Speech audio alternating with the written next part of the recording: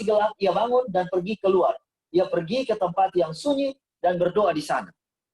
Sahabat-sahabatku, Yesus bukan ketemu sama orang-orang muslim. Ada orang-orang penyembah berhala, banyak orang pezina, dan sebelum Yesus menjangkau mereka dengan pekabaran yang dia ketahui, dia lebih banyak menggunakan waktu untuk berdoa.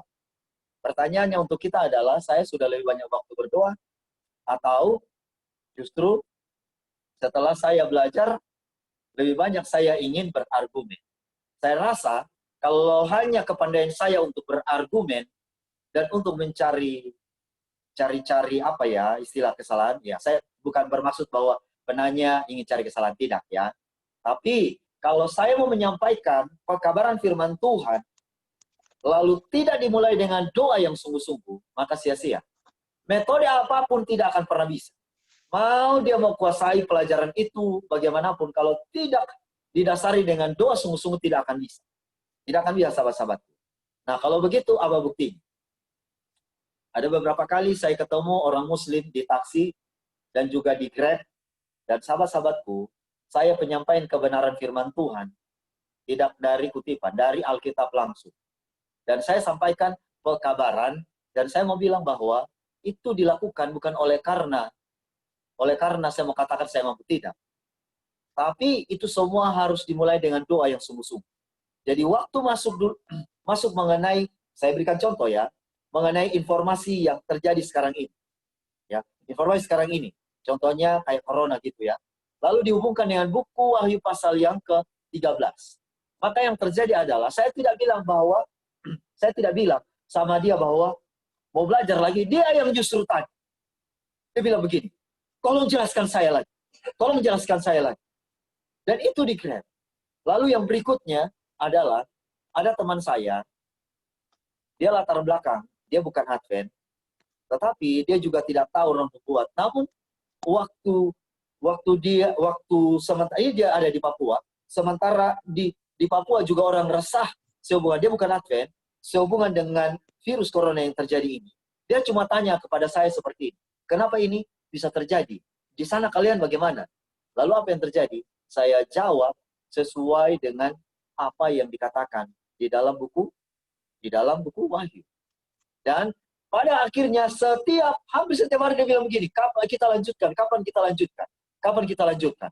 Justru orang-orang inilah yang pada akhirnya bertanya. Nah, poin saya di sini adalah begini. Ketika kita serahkan semua di dalam doa, dan Roh Kudus akan menjamah mereka, maka yang terjadi adalah, kita tidak perlu berpikir banyak metode, tetapi yang terjadi adalah, nanti Tuhan akan menggerakkan hati mereka untuk bertanya dan menemukan kebenaran itu. Dan kita pada akhirnya hanya bisa menjawab saja, sahabat-sahabatku. Kenapa? Hal yang sama juga dialami oleh Filipus. Filipus ketika dia berhadapan dengan sida-sida Ethiopia, pada waktu itu demikian pertanyaan, dan sida-sida Ethiopia ini memang sudah siapkan hatinya. Dan pada akhirnya sida Ethiopia ini tertarik untuk mempelajari buku Yesaya. Nah, dari situ, ini menjadi gambaran bagi kita semua bahwa sesungguhnya yang paling penting dari segala sesuatu yang kita lakukan, metode yang kita lakukan, kita harus memulai semuanya itu dengan doa sungguh-sungguh. Namun pertanyaannya adalah, apakah saya sudah menyatakan doa sungguh-sungguh untuk jiwa-jiwa itu atau tidak? Kalau ini sudah dilakukan, sahabat-sahabatku, maka yang dialami oleh Yesus, justru orang datang bertanya kepadanya. Dan orang-orang itu dituntun kepadanya. Bukan hanya berapa orang, tapi banyak orang datang dan bertanya kepadanya sehubungan dengan kebenaran firman Tuhan. Jadi Kim, itulah yang bisa saya jawab sehubungan dengan pertanyaan nomor 1. Baik, terima kasih Pastor. Saya rasa juga cukup jelas ya. Jika ada teman kita yang bertanya ada di sini, ya semoga sudah bisa menjawab pertanyaan Anda. Kita masuk pada pertanyaan selanjutnya.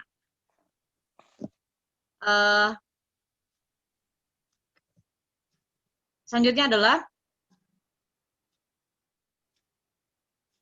pertanyaan nomor 3. Prinsip 1 hari sama dengan 1 tahun ini diambil dari buku Yeskiel pasal yang ke-4 ayat yang ke-6. Aku menentukan bagimu 1 hari untuk 1 tahun. Nah, kemudian pertanyaan yang inti di dalam nomor 3 ini bahwa apakah perjalanan ini sudah termasuk dengan berhenti di bintang Orion.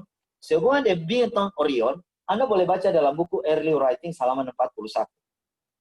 Ada banyak kutipan mengenai bintang Orion ini, tapi saya pusing karena terlalu banyak ya, terlalu banyak. Namun kalau Anda baca dalam komentar oleh Ellen G. White, di situ dikatakan bahwa di bintang Orion ini ada lorong, dan disinilah adalah lorong menuju kerajaan sorga. Kerajaan sorga.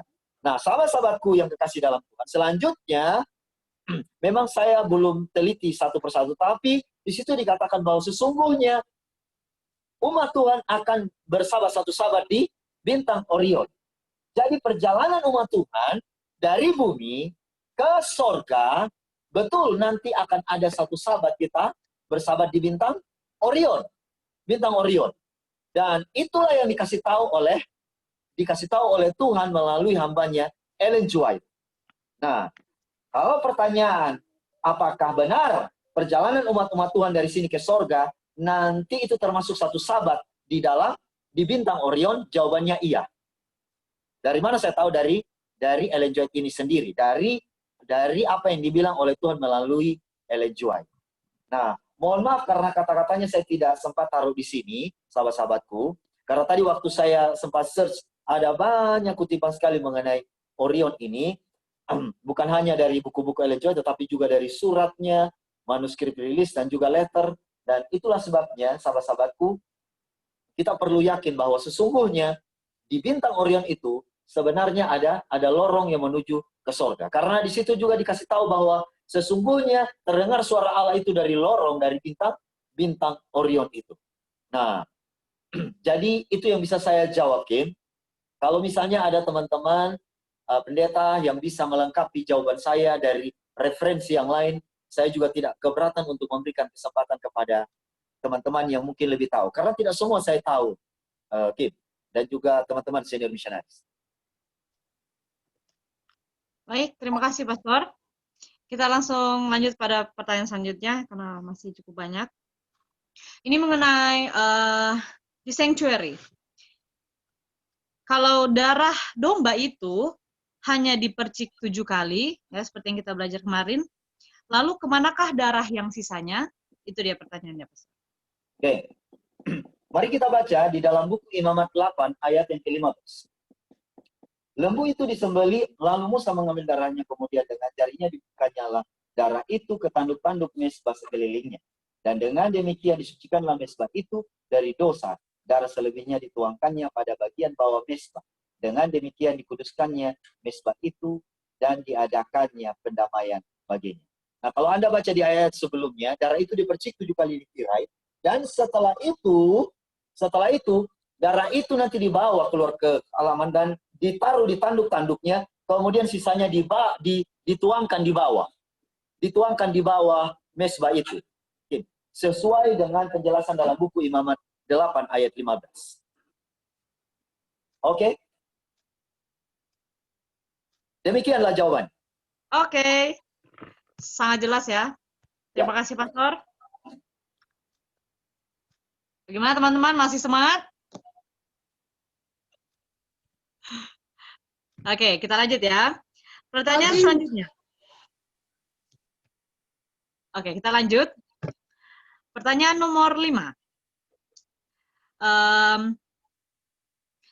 Pertanyaan seperti ini, Pastor, bagaimana kalau tua-tua jemaat yang pelayanannya dilakukan kepada anggota jemaat saja? Apakah nama mereka akan dicatat dalam kitab kehidupan? Kan harus menginjil. Menginjil ini kan untuk orang yang belum tahu kebenaran. Atau bagaimana, Pastor? Mohon penjelasannya. Oke, sehubungan dengan pertanyaan nomor 5, mari saya jawab juga dari firman Tuhan. Yang pertama adalah kutipan dalam buku Christian Service halaman 228. Dia bilang begini, mereka yang tidak berusaha apa-apa, tetapi hanya tinggal menunggu akan kecurangan roh untuk mendesak mereka bergerak, akan binasa dalam kegelapan. Engkau tidak boleh tinggal duduk dan tidak melakukan apa-apa dalam pekerjaan Allah. Tetapi haruslah bekerja, barulah kuasa itu akan diberikan. Nah, bekerja di sini adalah bekerja untuk keselamatan orang lain. Sama seperti pada waktu inilah the real missionaries. Maksudnya the spirit of the missionaries. Nah, kalau perhatikan baik-baik di dalam buku Kemenangan Akhir pasal yang ke-28. Di situ dikatakan bahwa hanya orang yang memiliki roh misionaris, nama mereka lah yang akan dicatat dalam buku kehidupan. Sahabat-sahabatku. Dan kemudian di dalam saya lupa itu halamannya, Christian Service, saya lupa. Di situ dia bilang begini, no one can be registered in the books of heaven if he has no the missionary spirit. Tidak ada seorang pun yang namanya bisa dicatat dalam buku kehidupan jika dia tidak memiliki roh misionaris. Nah, roh misionaris ini adalah pekerjaan yang Tuhan mau embankan kepada kita, pelayanan untuk memenangkan banyak jiwa. Pertanyaannya adalah bagaimana kalau saya melayani sebagai tua-tua jemaat yang ada di dalam gereja saja? Sahabat-sahabatku, yang saya maksudkan di sini adalah jikalau di dalam pelayanan kita di gereja hanya untuk ngurus gereja, uang persembahan saja, dan sepertinya tidak ada hal-hal yang eager untuk menuntun jiwa datang kepada Tuhan. Saya pikir kita perlu berpikir bagaimana cara supaya menuntun jiwa-jiwa itu datang ke Tuhan. Kenapa? Karena pekerjaan utama kita yang ada di dunia ini adalah menuntun jiwa-jiwa datang kepada Tuhan. Karena dengan demikian, maka kita sementara mengikuti apa yang Yesus katakan kepada kita. Karena Yesus bilang begini, di dalam buku Matius pasal yang ke-28 ayat 19-20, dia bilang, pergilah, jadikanlah semua bangsa muridku. Dengar baik-baik kata-katanya. Pergilah dan jadikanlah semua bangsa muridku. Dan baptislah mereka dalam nama Bapa, Anak, dan Roh Kudus.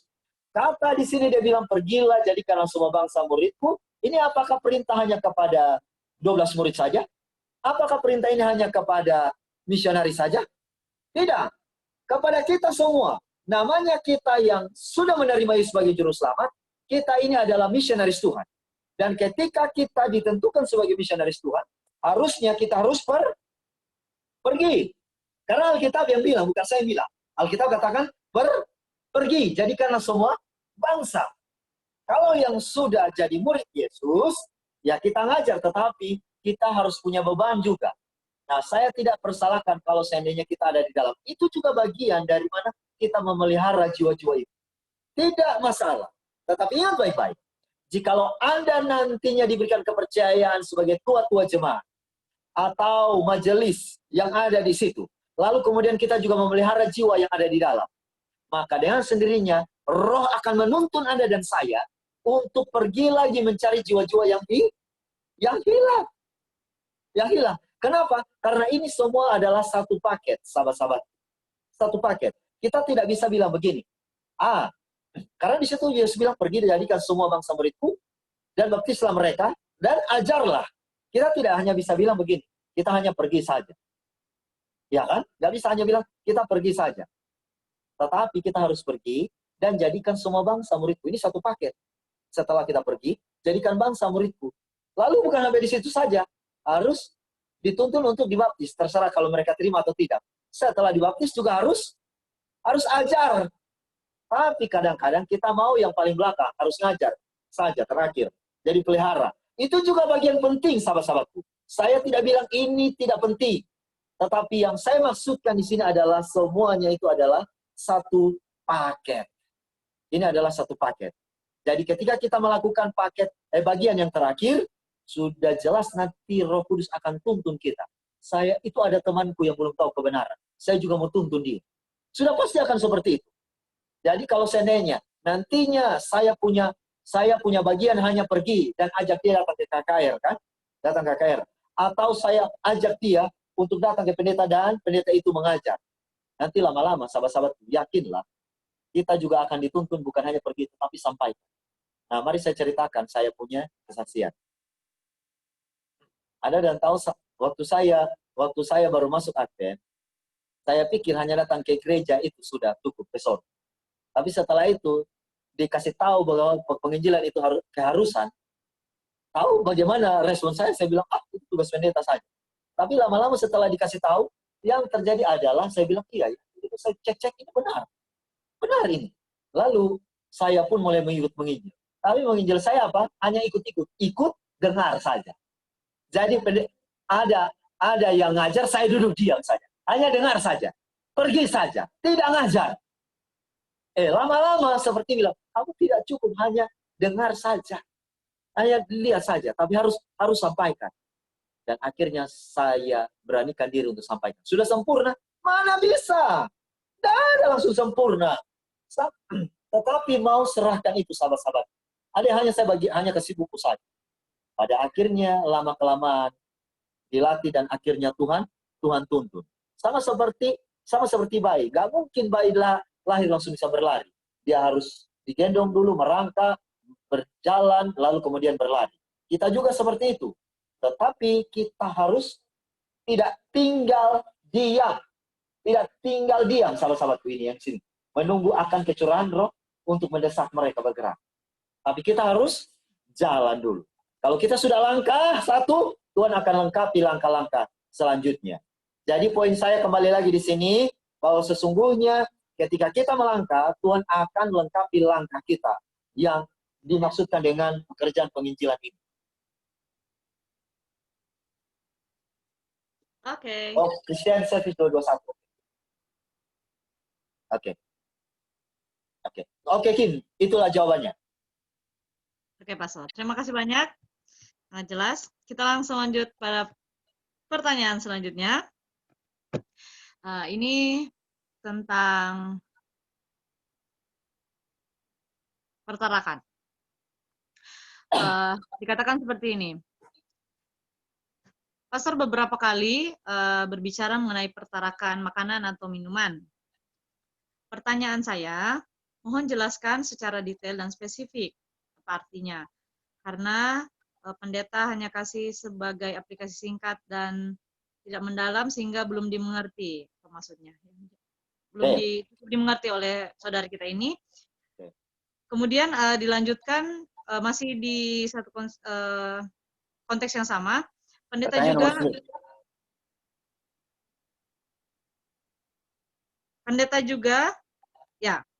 juga mengatakan suatu perumpamaan, Tuhan melarang makan daging. Bagaimana sikap kita? Jadi pertanyaannya, apakah masih memakan daging itu dapat diselamatkan?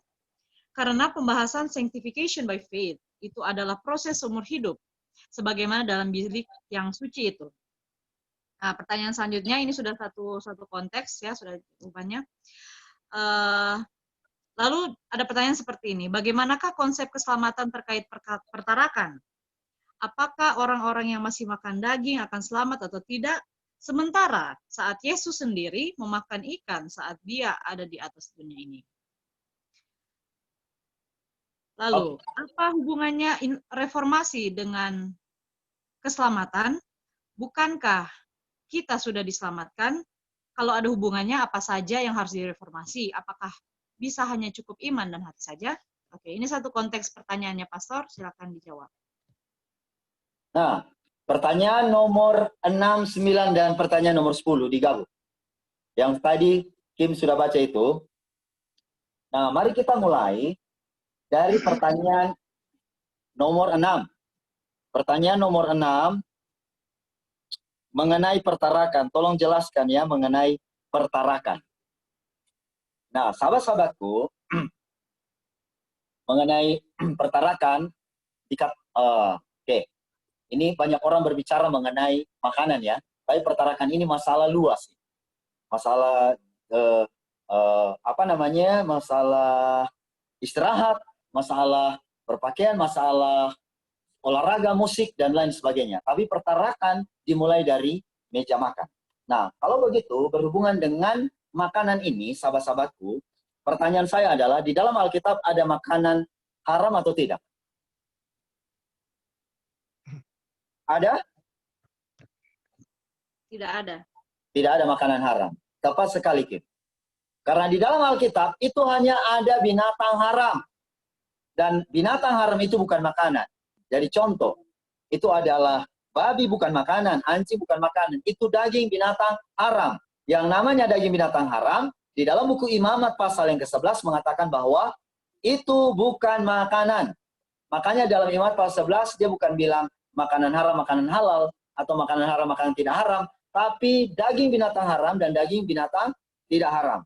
Nah, kalau begitu, sekarang pertanyaannya adalah, bagaimana dengan konsep makanan di dalam Alkitab? Nah, konsep makanan di dalam Alkitab, kalau mau dilihat, makanan pertama manusia itu, Kejadian 1 ayat 29, yang menjadi makananmu adalah buah-buahan dan biji-bijian. Kalau begitu, buah-buahan biji-bijian ini diberikan kepada manusia sebelum jatuh ke dalam dosa. Sebelum jatuh ke dalam dosa. Dan Tuhan mengetahui tubuh manusia ini cocok untuk makanan seperti itu. Namun setelah manusia jatuh ke dalam dosa, dibilang di dalam buku Kejadian 3 ayat 18, semak duri dan rumput duri semuanya ini akan menjadi makanan.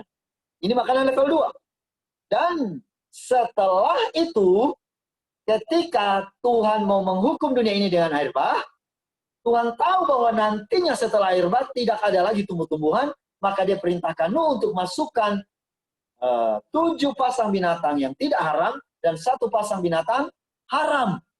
Kenapa? Karena nantinya setelah mereka keluar dari Batrah, mereka tidak lihat lagi yang hijau.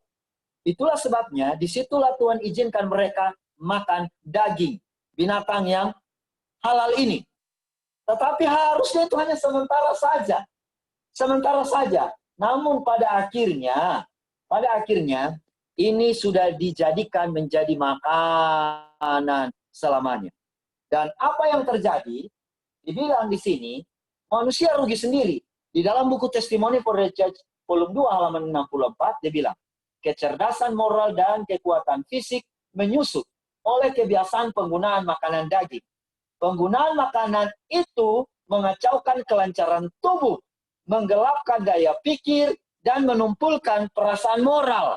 Saya ulangi ya, makanan daging itu sebenarnya kecerdasan moral dan kekuatan fisik menyusut. Makanan daging buat kecerdasan moral dan kekuatan fisik menyusut ya. Lalu oleh kebosanan penggunaan makanan daging, makanan itu mengacaukan kelancaran tubuh. Tubuh juga dirugikan, menggelapkan daya pikir, dan menumpulkan perasaan moral. Nah, ini dibilang dalam Testimony for the Church volume 2 halaman 64. Kemudian dibilang di dalam letter 48/1902, dia bilang begini. Selanjutnya ditambahkan, telah ditunjukkan dengan jelas kepada saya bahwa Allah harus mengambil sikap tegas untuk tidak memakan makanan daging. Oke? Saya ada kirim slide-nya ke Sir Medi. Nanti Sir Medi, Sigar nanti boleh bagi. Agar dengan demikian mereka memiliki darah yang bersih dan pikiran yang jernih. Sahabat-sahabatku, ini makanan daging, dia bisa apa namanya? Dia bisa membuat darah tidak bersih. Dan oleh karena darah tidak bersih, pikiran juga tidak jernih. Itulah makanya kalau Anda perhatikan kembali di awalnya ini ya, di awal Testimony to Minister, halaman 114, volume paragraf yang pertama, kita memiliki hukum-hukum Allah dan kesaksian Yesus. Itu adalah roh nubuat. Batu permata yang tak ternilai harganya akan ditemukan di dalam firman Allah. Mereka yang menyelidiki firman ini harus menjaga pikirannya bersih. Pikirannya bersih. Jangan pernah memanjakan selera makan yang menyesatkan. Itu yang tadi, makanan daging. Menyesatkan dalam memakan makanan dan minum-minuman yang salah. Jika mereka melakukan hal ini, otak mereka akan menggali dalam untuk otak mereka akan menjadi kacau. Mereka tidak akan sanggup untuk menanggung semangat dari menggali dalam untuk menemukan makna dari hal-hal yang berhubungan penutupan sejarah dunia ini. Anda mengerti mengenai ini? Nah, Sir Medi, nah itu di kutipan sebelumnya, ini saya buat acak ya. Di kutipan sebelumnya di awal pertanyaan nomor 6 itu saya ada kasih tahu seperti itu. Itulah sebabnya betapa penting Anda dan saya tinggalkan daging. Penting sekali sahabat-sahabatku. Karena konsepnya jelas di Alkitab dan juga di dalam roh nubuat. Kalau begitu pertanyaannya adalah, apa hubungannya dengan keselamatan? Ya kan? Apa hubungannya dengan keselamatan? Sebelum lagi Sermedi. Nah ini kutipannya. Apa? Ini, ya betul. Jadi apa hubungannya dengan keselamatan, sahabat-sahabatku? Kalau mau tahu hubungannya dengan keselamatan, mari kita kembali membaca di dalam buku Yohanes pasal 14 ayat yang ke-15.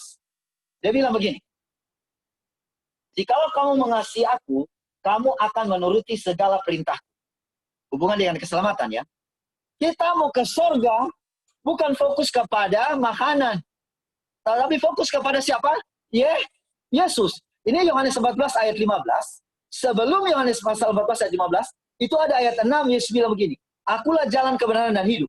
Tidak ada seorang pun yang datang kepada Bapa kalau tidak melalui aku. Jadi kalau mau ikut Yesus, kita akan menuruti segala perintah Yesus. Betul atau tidak? Betul.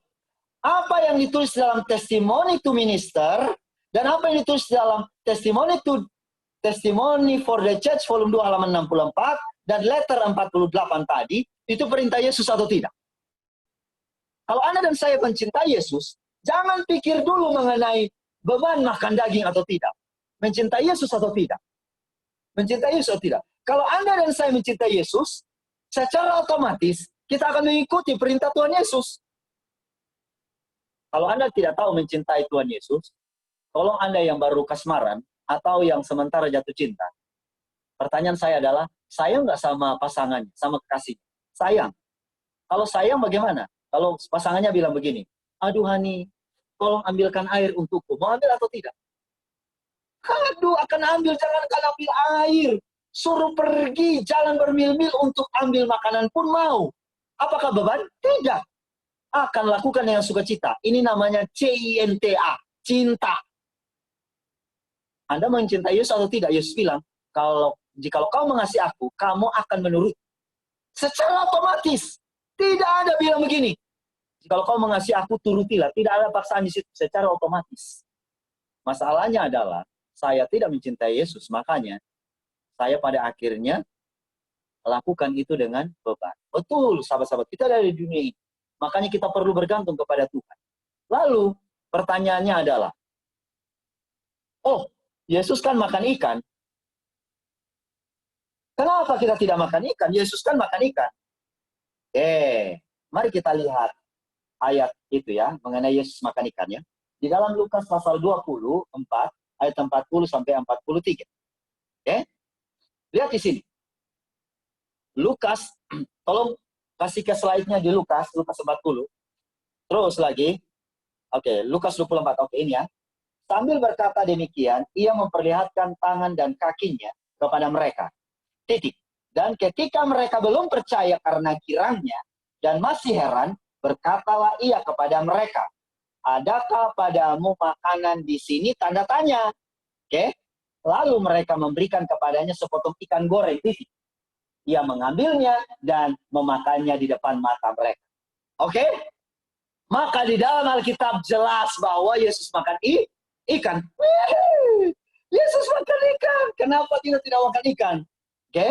Tapi Anda tahu, kalau Anda mau lihat, di dalam terjemahan yang mendekati bahasa aslinya, ini dalam King James Version, lihat, ya, dia bilang begini. King James Version, and when he had thus spoken, he showed them his hands and his feet. Jadi setelah dia berkata, dia tunjukkan tangan dan kakinya. And while they yet believed not for joy, and wondered, he said unto them, have ye here any meat? Apakah di sini ada makanan?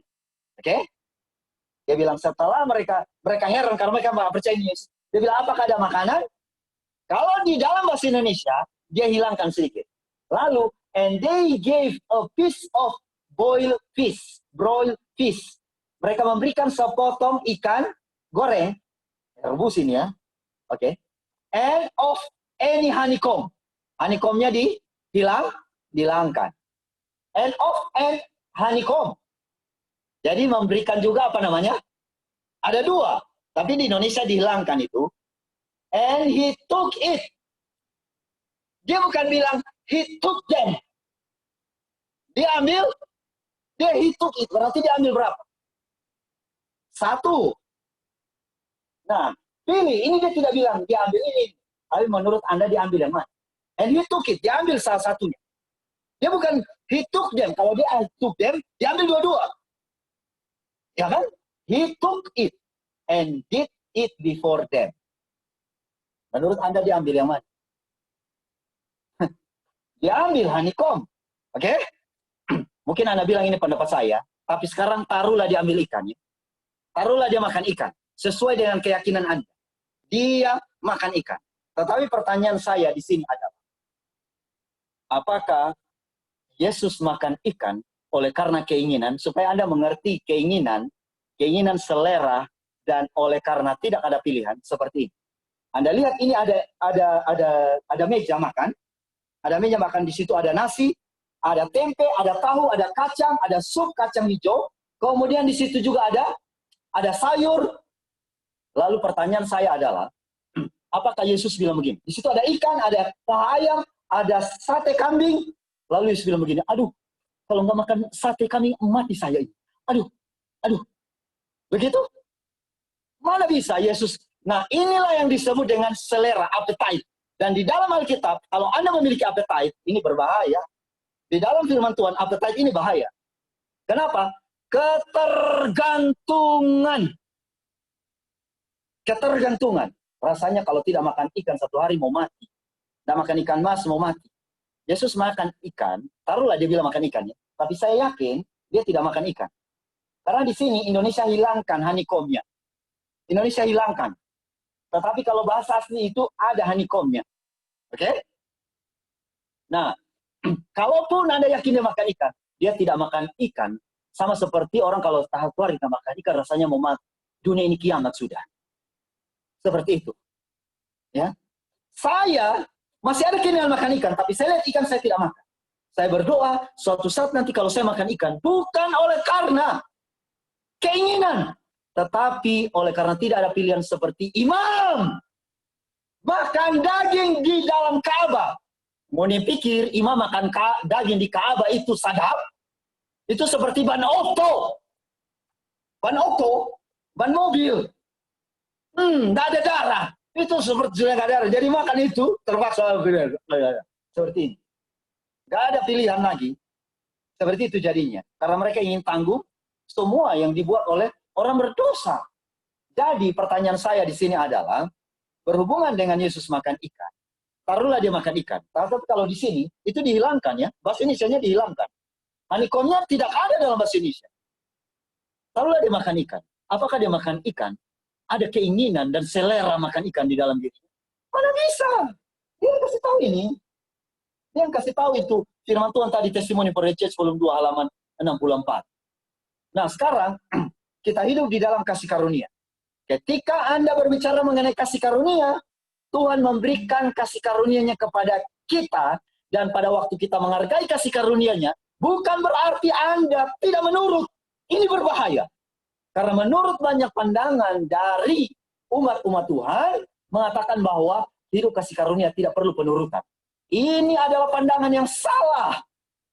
Pandangan yang salah. Yesus bilang, jikalau kau mengasihi aku, kamu akan menuruti perintahku. Jadi, dengan demikian, kita perlu mengikuti apa yang Tuhan bilang, bukan apa yang saya bilang. Sekali lagi, ini bukan pendapat saya. Ini adalah pendapat firman Tuhan. Silakan Anda cek sendiri. Kalau Anda belum sanggup untuk mengerti, kembali lagi kepada testimoni to minister tadi. Tolong jangan makan supaya otak itu jernih. Banyak kali orang otak tidak jernih, karena kebanyakan makan makanan yang salah, minum minuman yang salah, makanya pikiran jadi kacau, otak mereka akan menjadi kacau. Seperti itu jadinya, sahabat-sahabatku. Jadi saya juga punya banyak kelemahan, tetapi ingat baik-baik, saya hidup dalam kasih karunia Tuhan, kita semua hidup dalam kasih karunia Tuhan, dan kita butuh agar Tuhan tuntun kita, bukan mengikuti apa kehendak kita, sahabat-sahabatku. Jadi demikianlah jawaban yang boleh saya berikan sesuai dengan firman Tuhan, Kim. Oke, baik. Terima kasih. Terima kasih, Pastor. Oke, kalau teman-teman punya pertanyaan lebih dalam, nanti silahkan bisa langsung ditanyakan kepada Pastor Neno ya, sehubungan dengan pertanyaan dalam konteks ini, pertarakan. Oke, kita lanjut pada pertanyaan selanjutnya. Pertanyaannya seperti ini. Oke, mengapa sanctuary menjadi patokan di dalam pernikahan? Karena pastor ada bilang jangan menikahi perempuan kalau dia tidak tahu sanctuary, begitu sebaliknya. Jadi di dalam pernyataan itu menyebutkan kalau kita memilih pasangan itu harus tahu mengenai konsep sanctuary. Perempuan jangan mau menikah dengan laki-laki yang tidak tahu sanctuary. Oke, boleh dilanjut di pertanyaan selanjutnya, Pastor, atau mau langsung di? Oke, itu pertanyaan dari orang yang sama. Itu pertanyaan nomor 7 ya? Ya. Oke, kalian aja langsung semuanya. Oke. Dari orang yang ke-7 ini bertanya, kemudian apakah tanggal 10 bulan 7 itu dihitung dari bulannya Indonesia atau dari mana? Mungkin dari kalender apa ya? Kemudian, kriteria desa yang bagaimana yang dikehendaki oleh Allah supaya umatnya tempati? Dan yang terakhir ya, bagaimana saya dapat tahu bahwa laki-laki itu mengerti akan sanctuary? Begitu juga sebaliknya, bagaimana laki-laki atau perempuan itu mengerti sanctuary? Oke, Pastor, silakan.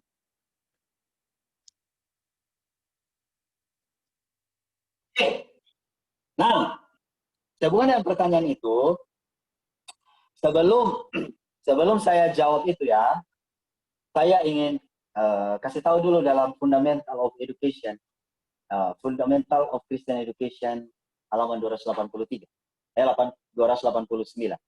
Sebelum masuk ke pertanyaan itu ya, ketika kita mencapai standar yang Tuhan inginkan kita capai, dunia akan menganggap Advent hari ke-7 aneh. Satu, kaku, orang-orang ekstrim yang berpikiran sempit. Nah, sekarang kalau kita sudah capai suatu standar yang Tuhan inginkan, pasti orang akan menganggap kita ini adalah orang yang aneh. Sudah siap disebut orang aneh? Sudah siap disebut orang-orang ekstrim, kaku? Tapi itulah yang Tuhan bilang. Fundamental of Christian Education, halaman 289. Jadi jangan pernah takut kalau dibilang kita ini aneh, kaku, orang ekstrim, bahkan orang yang berpikiran sempit. Kenapa? Karena sesungguhnya kalau kita mengikuti Tuhan, demikian adanya. Nah sekarang, untuk masuk kepada pertanyaan nomor 7 tadi, kan pertanyaannya di situ adalah, mengapa sanctuary menjadi patokan dalam pernikahan? Karena pastor ya. Karena begini, memang ada pelajaran course lalu saya sudah pernah sampaikan, dan kalau mau bahas ini panjang sekali, kita buka lagi slide yang itu. Tetapi yang saya mau bilang di sini mengenai sanctuary, di sini dia bilang begini, Evangelis 221, saya kembali lagi baca. Evangelis, tolong buka lagi tadi. Terus lanjut dia punya ini, Evangelis 221. Pemahaman yang benar dari pelayanan, terus pelayanan di Ka'bah Sorgawi adalah dasar dari iman kita. Oke, dasar dari iman kita. Sebelumnya, jadi dia bilang begini, pemahaman yang benar dari pelayanan Ka'bah di Sorga adalah dasar iman kita. Dasar iman kita ini adalah dasar iman laki-laki dan perempuan, betul atau tidak? Atau dia bilang begini, pemahaman yang benar dari pelayanan Ka'bah di Ka'bah di Sorga adalah dasar dari iman perempuan. Dia tidak bilang kan, atau dasar iman laki-laki. Tidak. Tapi dasar iman, ini siapa lagi yang telepon? Palsu. Aduh, adikku telepon lagi.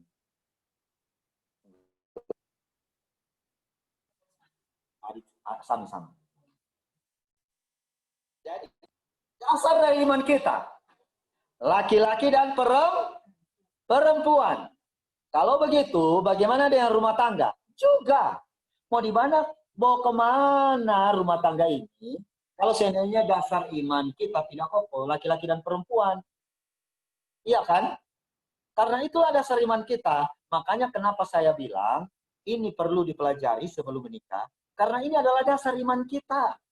Dasar iman kita. Lalu, di kalimat selanjutnya, masih di paragraf yang ketiga, tolong lanjutkan slide-nya itu, dia bilang apa? Pelajaran Ka'bah dan penghakiman pemeriksaan harus dimengerti dengan jelas oleh umat-umat Allah. Lanjut dulu slide-nya. Halo, host. Oke. Harus dimengerti jelas oleh umat Allah. Semua pengetahuan yang dibutuhkan untuk diketahui harus mengarah kepada pekerjaan imam besar kita di bilik Maha Suci. Semua pengetahuan, baik kursi masalah apapun harus mengarah ke sini. Kenapa? Karena itulah dasar iman kita. Dasar iman kita. Kalau tidak, dasar kita akan goyah, sahabat-sahabatku. Makanya, kenapa ada pelajaran ini? Supaya dengan demikian, laki-laki dan perempuan tahu bertindak. Mau dibawa kemana rumah tangga kita ini kalau bukan dibawa untuk kemuliaan Tuhan? Benar? Benar. Nah, kalau demikian, pertanyaan nomor 2 ya. Aduh, apakah tanggal 10 bulan 7 itu dihitung dari bulannya Indonesia atau dari mana? Ini dari bulan orang Yahudi. Yom Kippur, tanggal 10 bulan 7. Oke, tanggal 10 bulan 7. Jadi itu bukan bulannya orang Indonesia, tapi apa yang kentut lagi? Istriku lagi. Aduh. Ayo. Oke. Jadi,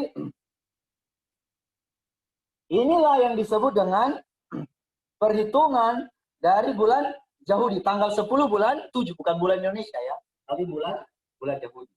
Nah, kemudian yang lalu tadi dikatakan, pertanyaan selanjutnya, apa lo? Nomor 7 itu ya. Nomor 7 dia bilang, karena kriteria desa yang bagaimana yang dikehendaki oleh Allah. Oke. Jadi kriteria desa. Nah, saya ingin baca, saya tidak taruh di slide. Mohon maaf, saya tidak taruh di slide. Tetapi, ada dibilang di dalam buku peristiwa-peristiwa akhir zaman, di situ halaman 74, kalau Anda punya buku, namanya buku peristiwa-peristiwa akhir zaman, di halaman 74, di situ dia bilang begini. Istriku boleh baca? Boleh baca di sini istri aku? Ya. Karena saya sengaja matikan ini. Nah, dia bilang begini. Bagi banyak orang yang hidup di kota-kota yang tidak sempat menjejakkan kaki di atas rumputan, yang dari tahun ke tahun hanya memandangi gedung-gedung kota, kotor dan ganggang yang sempit, dinding-dinding beton, dan jalan beraspal serta langit yang penuh debu dan asap, kalau saja orang-orang ini bisa diajak ke wilayah perkebunan yang dikelilingi oleh ladang, menghijau, hutan dan perbukitan dan anak sungai, udara segar pedesaan akan terasa bagaikan di sorga. Jadi kriterianya itu adalah pertama, ada mata air, sungai. Mata air ya. Yang kedua harus ada hutan. Dan yang ketiga, itu harus ada perbukitan, bukit-bukit. Dari mana saya tahu? Dari buku peristiwa akhir zaman, halaman 74. Atau di buku yang lain itu adalah Ministry of Healing, halaman 191. Nah, Anda baca di situ ditulis mengenai kriteria di mana kita harus tinggal di pedesaan. Oke? Selanjutnya, sahabat-sahabatku, kita lihat lagi. Bagaimana saya dapat tahu bahwa laki-laki itu mengerti ada sanctuary? Begitu juga sebaliknya, bagaimana laki-laki tahu kalau perempuan itu mengerti sanctuary? Mau tahu? Supaya mau tahu, ajak belajar sama-sama. Belajar sama-sama, sahabat-sahabat. Amin. Guru belajar sama-sama, dengan demikian kita bisa pastikan, oh dia tahu. Oke? Kalau kita tidak belajar sama-sama, dari mana Anda tahu? Kalau Anda hanya lihat-lihat dari jauh, aduh, ketampanan bisa menipu, deceive you. Dan saya sudah bilang, jangan percaya dengan mulut laki-laki dan tampang laki-laki ya. Yang kalian perlu percaya hanya kepada Tuhan saja. Kenapa? Karena di akhir zaman laki-laki itu banyak menyesatkan. Dari mana saya tahu? Dari buku Matius 24 ayat 4. Alkitab bilang begini. Waspadalah supaya jangan ada orang yang menyesatkan kamu. Ya, kalau dalam bahasa King James Version-nya dia bilang begini. And Jesus said and answer unto them, take heed that no man deceive you. Bukan no woman, no man. Ini banyak, akhir zaman banyak laki-laki menyesatkan. Perempuan-perempuan, jangan percaya banyak laki-laki. Laki-laki banyak menyesatkan. Laki-laki yang dengar saat ini, tolong tunjuk samping kiri kanan. Ini calon menyesatkan, termasuk saya juga ya. Jangan langsung percaya sama laki-laki termasuk saya. Percayalah sama firman Tuhan dan Tuhan itu sendiri. Kata Alkitab dan Roh Nubuat, baru kemudian kita datang kepada orang yang betul-betul mengikuti kata Tuhan. Oke? Demikian. Oke. Terima kasih. Sangat menarik ya pertanyaan-pertanyaan dari sahabat-sahabat kita ini. Di chat juga sudah ramai. Oke. Kita lanjut di pertanyaan berikut. Oke, sebelum itu saya ingin mengucapkan selamat Minggu Bekerja untuk teman-teman yang ada di Indonesia bagian timur. Ya, sudah jam 6 lewat ini. Selamat Minggu Bekerja. Oke, kita lanjut.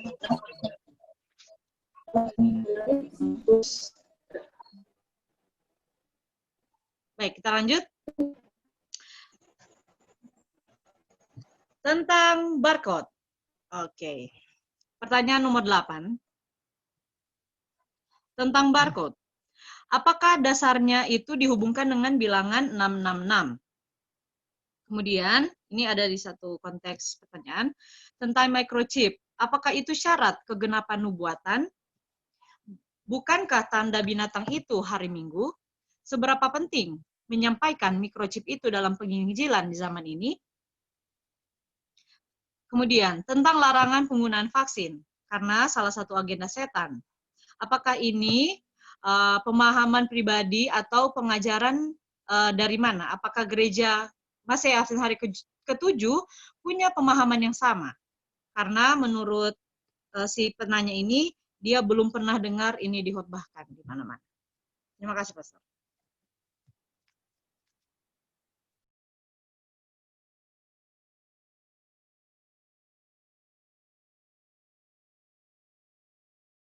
Oke, saya ulangi. Dasar kita mempercayai itu adalah Alkitab, Roh Nubuat. Kalau begitu, mari kita buka Alkitab. Pertanyaan nomor 1 adalah tentang barcode. Itu apakah dasarnya dihubungkan dengan bilangan? Apa dasarnya bisa hubungkan dengan 666? Oke, mari kita lihat dasar ya. Yang pertama, mengenai barcode ini, sahabat-sahabatku, baca dalam Wahyu 13 ayat 17. Dan tidak seorang pun, tolong baca baik-baik. Dan tidak seorang pun yang dapat membeli atau menjual selain daripada mereka yang memakai tanda itu. Yaitu nama binatang itu atau bilangan namanya. Saya mau tanya, kalau berbicara mengenai tanda binatang, itu apa artinya tanda binatang? Tanda binatang? Apa itu tanda binatang? Ini tanda binatang ya. Tanda binatang, kalau lihat di dalam buku Testimony for the Church volume 8 halaman 117, di situ dia bilang tanda atau meterai Allah dinyatakan dalam pemeliharaan hari yang ke-7 yaitu Sabat, tanda peringatan penciptaan Tuhan. Tanda binatang adalah lawannya yaitu pemeliharaan hari pertama dalam minggu. Tanda binatang itu adalah tanda Sabat kepausan. Kalau begitu, sahabat-sahabatku, tanda binatang sama dengan hari Minggu. Benar ya? Tanda binatang adalah hari Minggu. Kalau begitu, kalau seandainya tanda binatang hari Minggu, kenapa sampai dihubungkan dengan angka binatang? Angka binatang itu berapa? 666 kan? 666. Perhatikan baik-baik lagi kalimat di dalam buku Wahyu 13 ayat 17. Kalimat terakhir. Dia bilang begini. Dan tidak seorang pun yang dapat menjual membeli daripada mereka yang memakai tanda itu. Tidak ada yang bisa menjual dan membeli kalau tidak memiliki tanda binatang atau hari Minggu itu. Yaitu nama. Dia ngasih koma di situ, koma ya. Yaitu nama binatang itu atau bilangan namanya. Dia bilang yaitu nama binatang itu siapa? Perhatikan kan? Kepausan itu, nama binatang itu Dan atau bilangan namanya. Bilangan namanya itu apa? 666. Dari mana saya tahu? Wahyu 13 ayat 18. Bilangan namanya. Baca ya. Mau tahu bilangan namanya itu? Nih, coba baca di Wahyu 13 ayat 18. Yang penting di sini ialah hikmat. Barang siapa yang bijaksana, baiklah menghitung bilangan binatang itu. Karena bilangan itu ada bilangan seorang manusia. Oke? Dan bilangannya ialah 666. Coba lihat di ayat yang ke-17 di atas. Tanda binatang atau bilangan namanya. Jadi ada hubungan erat antara tanda binatang dan bilangan. Betul atau tidak? Ini kalimat terakhir, bukan saya yang bilang. Alkitab yang bilang. Jadi jangan ada orang bilang bahwa itu pemahaman saya. Itu pemahaman Alkitab. Pemahaman Alkitab jelas. Di sini bahwa bilangan namanya itu adalah 666. Sementara tanda, memakai tanda itu yaitu nama binatang itu atau bilangan namanya. Artinya, Anda dan saya tidak akan bisa menjual membeli kalau tidak ada 66. Dan juga tidak memiliki tanda binatang. Dari mana saya tahu ini? Kalau misalnya salah, tolong hapus saja Wahyu 13 ayat 17. Di situ dikasih tahu dengan jelas. Sekarang, 666 itu di mana? 666 itu di mana? Supaya Anda lebih mengetahui, 666 ini, itu ada di barcode. Tolong buka slide selanjutnya, tolong buka lagi slide, supaya orang jangan berpikir bahwa itu pemahaman saya. Tapi ini pemahaman Alkitab. Tolong buka dulu slide selanjutnya. Slide selanjutnya ini. Kalau Anda mau tahu, 666 itu ada di barcode. Kalau Anda tidak percaya, buka saja kamus barcode. Ini kamus barcode. Ini kamus barcode. Ini bukan hanya satu slide. Coba lihat sini. Ini kamus barcode sejarahnya. Jadi ini menunjukkan kepemilikan dari kepausan. Paus sengaja taruh 6666 itu supaya di semua produk dia nggak bilang ini milik Paus, tetapi 66 menunjukkan bahwa itu kepemilikannya. Lihat saja di dalam Wahyu 13 ayat 17. Bukankah dia bilang begitu? Tidak ada orang yang bisa menjual membeli kalau tidak memiliki tanda binatang atau bilangan, yaitu bilangan namanya atau atau namanya. Itu kan dibilang jelas tadi kan di sini. Tidak ada orang yang bisa menjual membeli selain daripada mereka yang memakai tanda itu, yaitu nama binatang itu atau bilangan namanya. Jadi, sahabat-sahabatku, saya ulangi sekali lagi. Anda dan saya tidak akan bisa menjual membeli kalau tidak terima tanda binatang itu hari ini. Atau tidak memiliki namanya atau angkanya, bilangan namanya. Itu 666. Alkitab kasih tahu dengan jelas ya. Kalau seandainya Anda kurang percaya, selidiki lagi kembali.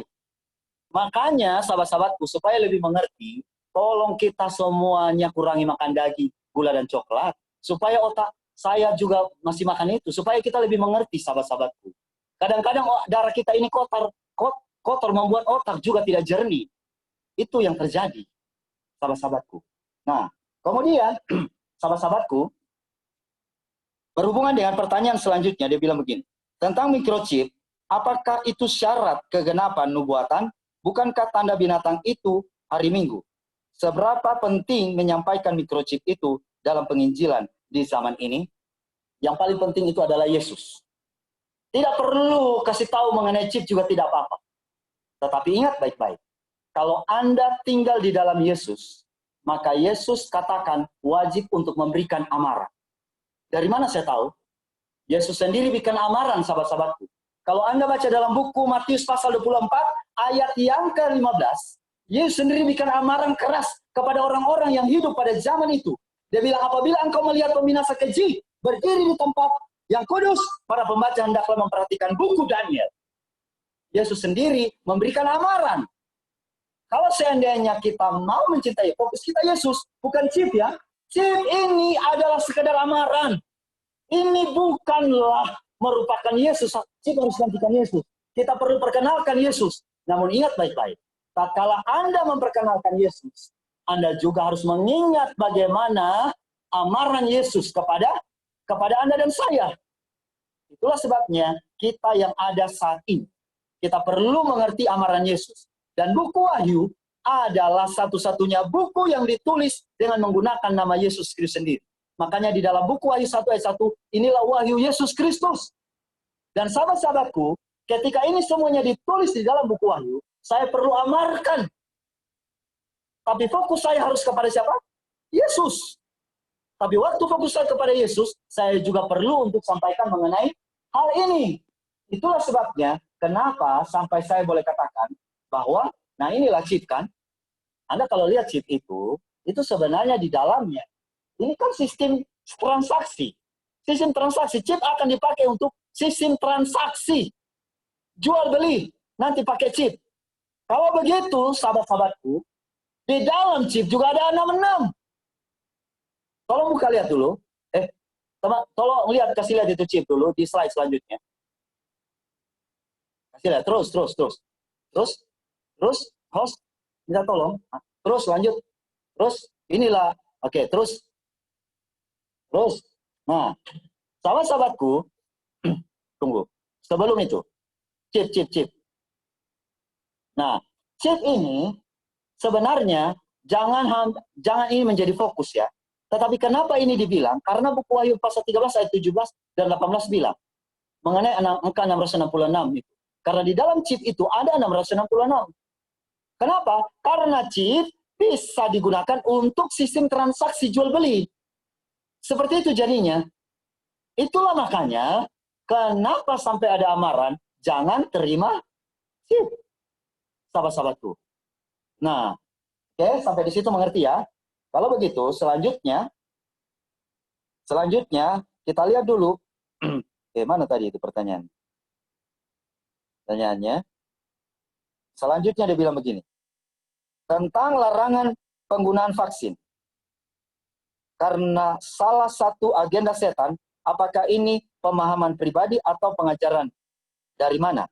Apakah gereja Masedonia hari ke-7 punya pemahaman yang sama? Karena saya belum pernah dengar dikhotbahkan. Nah, sekarang mengenai vaksin.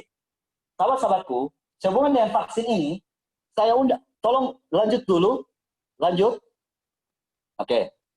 Mengenai vaksin ini, mari kita baca dalam buku Wahyu 18 ayat 23. Wahyu 18 ayat 23. Wahyu 18 ayat 23. Di situ dia bilang begini. Bahasa Indonesianya saya baca dulu ya. Dan cahaya lampu tidak akan bersinar lagi di dalammu. Dan suara mempelai laki-laki dan pengantin perempuan tidak akan kedengaran lagi di dalammu.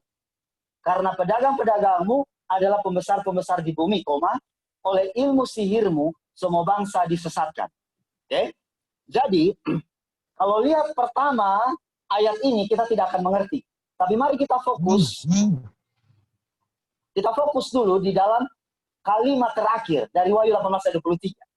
Kenapa sampai vaksin?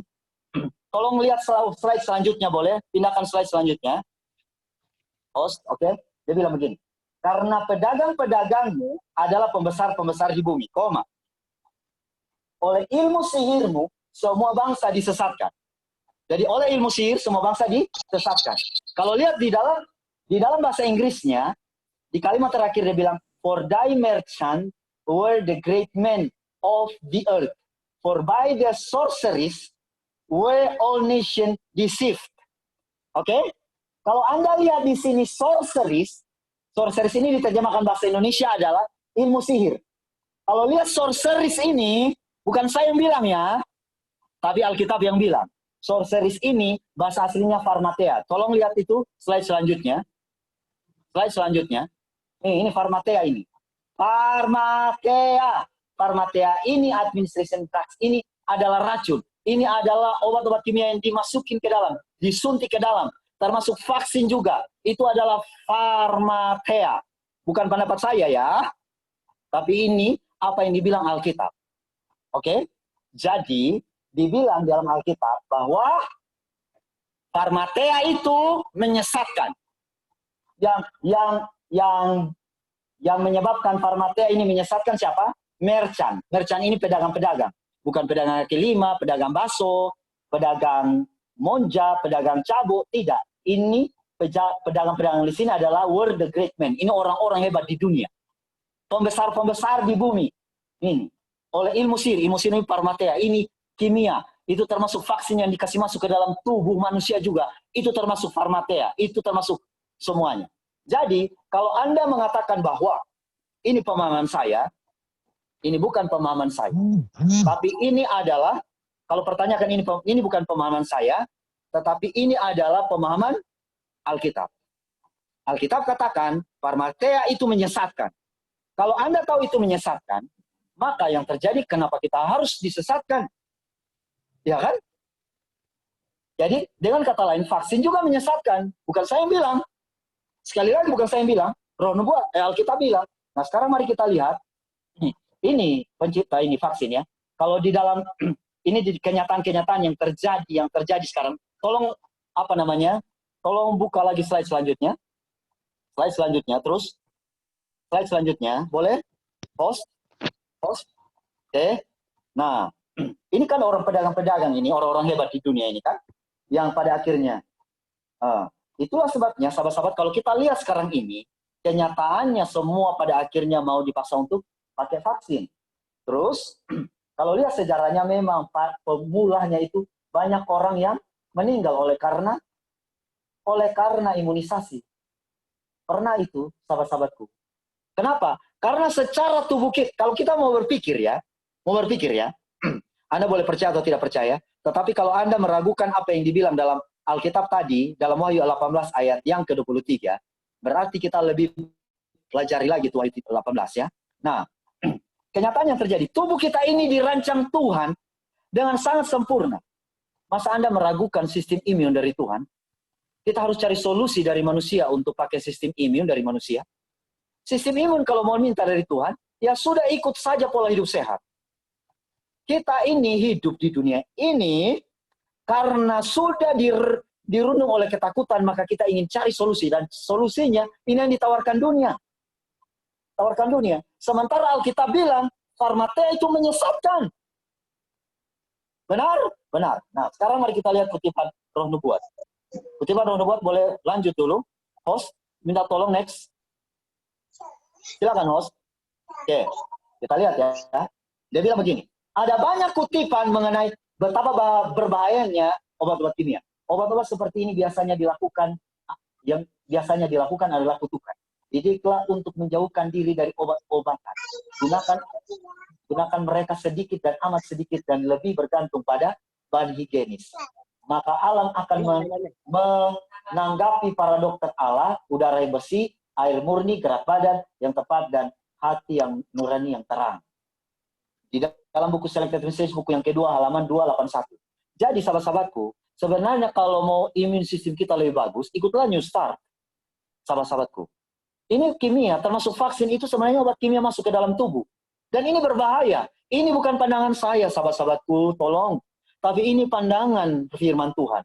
Terus, ada lebih banyak yang meninggal akibat penggunaan obat daripada semua orang yang meninggal karena penyakit. Sekiranya alam dibiarkan untuk melakukan pekerjaannya sendiri. Healthful Living halaman 224. Ada banyak kutipan yang saya sudah kasih ke Sermedi. Jika Sermedi tidak keberatan, boleh taruh itu. Tunggu dulu ya. Setelah ini dulu. Tunggu Sermedi. Obat selalu memiliki kecenderungan untuk memecah dan menghancurkan kekuatan vital. Dan alam menjadi begitu dilumpuhkan sehingga seseorang mati. Bukan karena ia harus mati, tetapi hukum alam telah dilanggar. Bayangkan saja obat kimia, Parmateia, vaksin, itu semuanya dikasih masuk. Bukankah ini berbahaya, sahabat-sahabatku? Obat harus disingkirkan pada titik ini dalam buku Medical Ministry ya. Obat harus disingkirkan pada titik ini. Hati nurani dokter yang harus tetap lembut dan benar dan bersih. Kecenderungan untuk menggunakan obat beracun yang membunuh jika mereka tidak menyembuhkan. Perlu dilawan. Jadi, pertanyaan saya, apakah untuk menggunakan vaksin itu adalah pendapat saya? Tidak. Itu pendapat Alkitab Roh Nubuat. Alkitab katakan itu menyesatkan. Dan Roh Nubuat mengatakan berbahaya. Tetapi umat-umat Tuhan ingin cari solusi. Dan mereka ambil solusinya dari dunia. Sahabat-sahabat tahu, saya adalah orang yang pernah diimunisasi. Dan saya rentan terhadap penyakit. Dan kami ada 4 bersaudara, ada bertiga dari kami kena imunisasi. Dan dari antara kami 4 bersaudara, satu-satunya yang tidak kena penyakit bahkan dihitung hampir tidak kena. Itu adalah adik saya, satu-satunya adik saya yang tidak pernah kena imunisasi. Anda tahu, saya sampai heran. Padahal kami diimunisasi rentan penyakit. Terus, dalam keluarga kami, saya diimunisasi kan? 2 anak saya diimunisasi waktu di Jakarta. Dari kami, hanya istri saya yang tidak diimunisasi. Bayangkan saja, kami bertiga, kakak adik itu. Padahal pola hidup itu rentan sakit. Kami ke Jakarta baru-baru, ke Bandung, adik dan kakak sakit. Istri saya heran, kenapa nggak pernah sakit-sakit ya?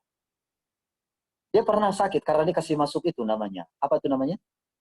Ya, spiral waktu itu. Karena ikut program KB. Nah, akhirnya dia sakit waktu itu, sahabat-sahabat. Dan saya sendiri, waktu saya kena sakit, saya mau jujur kepada sahabat-sahabat sekalian ya. Waktu saya kena sakit paru-paru, waktu itu saya pernah sembuh pakai herbal, tetapi pada akhirnya drugs resistant. Dan akhirnya terpaksa saya harus pakai kimia. Saya pakai kimia. Namun, setelah saya baca Ruh Nubuat ini, bukan karena kimia, memang itu dia membantu bunuh virus. Tapi bukan karena kimia ini yang menyembuhkan saya. Namun oleh karena ada pola makan dan pola hidup saya yang pada waktu saya ada di kampus itu dijalankan, dan istri saya sangat telaten, pada akhirnya ini yang membantu saya pada akhirnya sembuh. Kenapa? Kita tidak lebih pintar dari Alkitab Roh Nubuat. Alkitab Roh Nubuat kasih tahu itu berbahaya. Vaksin berbahaya, obat kimia berbahaya. Ngapain kita ambil risiko, sahabat-sahabatku? Ini bukan pekabaran saya, tapi ini adalah pekabaran yang Tuhan bilang di zaman ini. Dan ini muncul setelah corona, supaya semua orang mudah dikontrol. Semua orang mudah dikontrol. Kalau akhirnya semua sakit ya, datang bergantung ke mereka. Masukin itu semuanya. Karena ini bisa, aduh, sudahlah. Tapi pada saat ini kita harus lebih percaya apa yang, kalau saya yang katakan gak usah percaya ya. Gak usah. Siapa sih Maxi Nelson Neno, kurus hitam dekil, gigi offside? Gak usah percaya saya. Tapi kalau Alkitab yang bilang itu menyesatkan, ikut saja. Kalau Roh Nubuat bilang itu berbahaya, ikut saja sahabat-sahabatku. Saya juga nggak mau agar Anda disesatkan. Apalagi Tuhan kita di sorga. Dia lebih menyayangi Anda daripada hati saya terhadap Anda. Saya ini banyak kali munafik juga sahabat-sahabatku. Dan saya perlu bertobat. Dan saya juga memiliki dosa kesayangan. Saya tidak bilang saya beri sebagai malaikat, saya manusia berdosa. Lebih berdosa saya mungkin dari Anda semua. Tetapi saat ini, puji nama Tuhan, Tuhan mau kenakan saya yang orang berdosa ini untuk sampaikan. Bukan pandangan saya, tapi ini adalah pandangan Tuhan. Nah, kalau begitu, sahabat-sahabatku, apakah Anda sudah puas? Kalau belum puas, jangan lihat wajah saya. Lihat saja Alkitab Roh Nubuat. Karena saya juga memiliki banyak, habis. Sudah, Kim. Kim. Oke, Pastor. Aduh.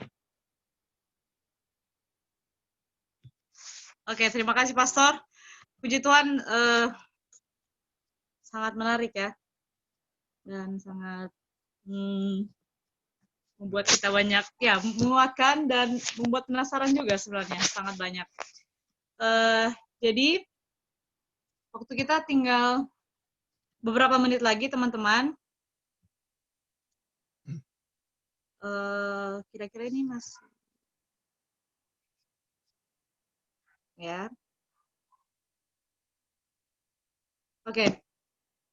Pertanyaan kita masih banyak sebenarnya, Pastor dan teman-teman sekalian. Masih sangat banyak, bahkan ketika kita sudah menutup ruang pertanyaan, teman-teman masih memberikan juga pertanyaan. Namun, saat ini kita akan tiba pada kesimpulan, Pastor. Jadi bagi teman-teman, mohon maaf sekali lagi, kami sudah tidak menerima pertanyaan. Dan untuk pertanyaan yang belum dijawab, bisa ditanyakan langsung kepada Pastor Neno sebagai narasumber. Ya, atau untuk Q&A session selanjutnya bisa kita bicarakan lagi. Tetapi untuk saat ini kita akan menutup Q&A session kita. Dan kita akan segera masuk kepada kesimpulan. Dan mungkin ada closing statement dari Pastor Neno berhubungan dengan revival kita dengan tema Led by the Divine Shepherd. Untuk itu kepada Pastor Neno. Oke, Dipersilakan. closing statement atau conclusion dari Sekaligus apa renungan yang untuk sahabat pastor. Ya. baik sahabat-sahabatku. Mana nih ya?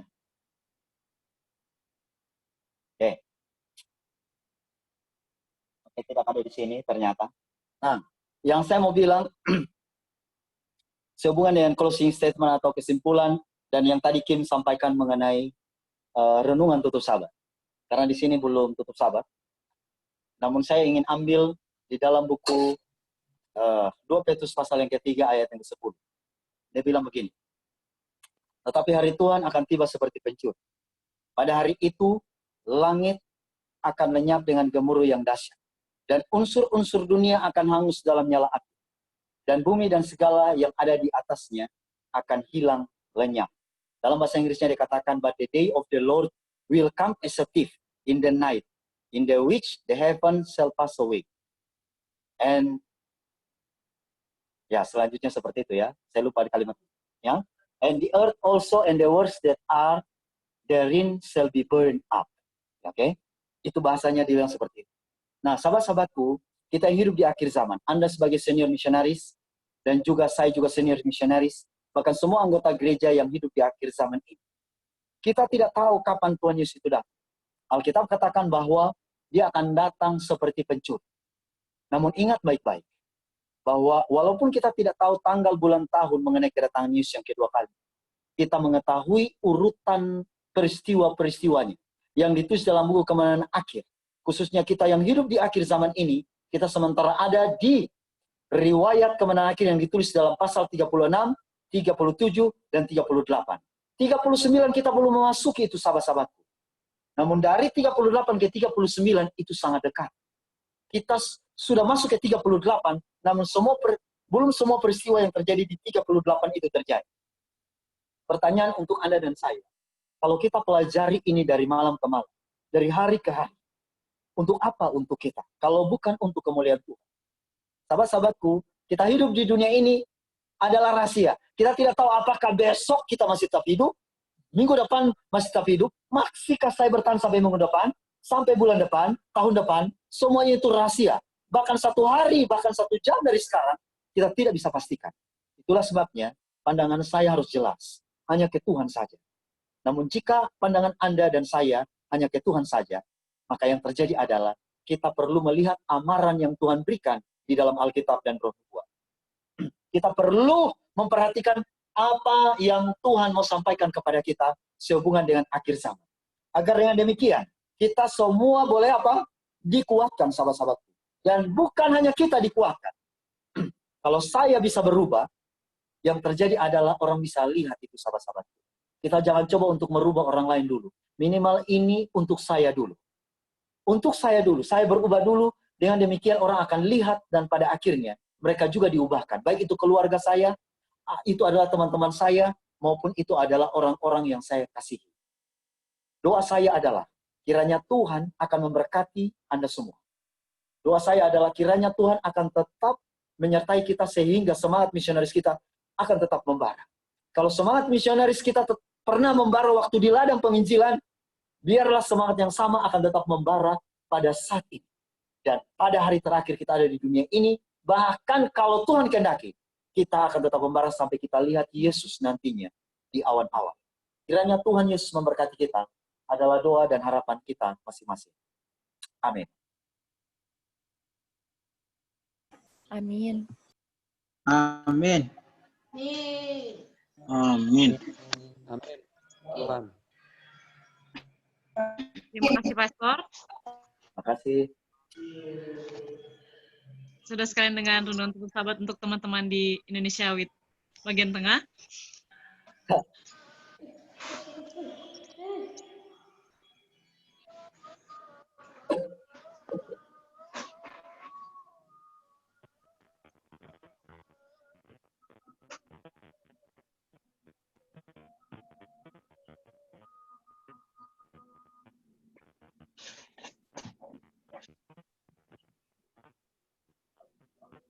Kalau begitu teman-teman, untuk teman-teman di bagian Indonesia bagian tengah, kita akan segera bersiap-siap untuk menutup hari Sabat. Dan kita rindu juga mendengarkan satu dorongan firman Tuhan dari Pastor Neno sebagai penutup hari Sabat dan sebagai penguatan untuk 1 minggu ke depan. Untuk itu kita akan menyanyi dulu satu lagu sebelum kita masuk pada ibadah penutupan Sabat. Kita akan menyanyi dalam lagu Sion nomor 45. Nomor 45. Setelah hampir malam kita nyanyikan ayat 1 dan 2. Setelah itu saya akan berdoa dan Pastor Neno boleh berikan ayat untuk penutupan hari Sabat. Kita buka di dalam lagu Sion nomor 45 edisi lengkap, setelah hampir malam.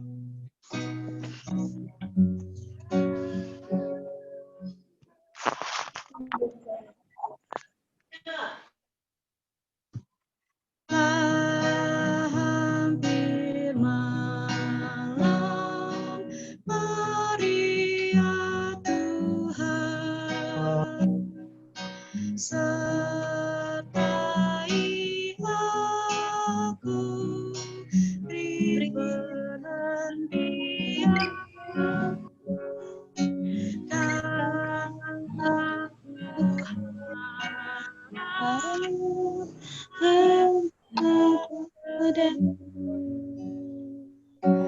Yesus penolong hingga sertaku. Ayat yang kedua.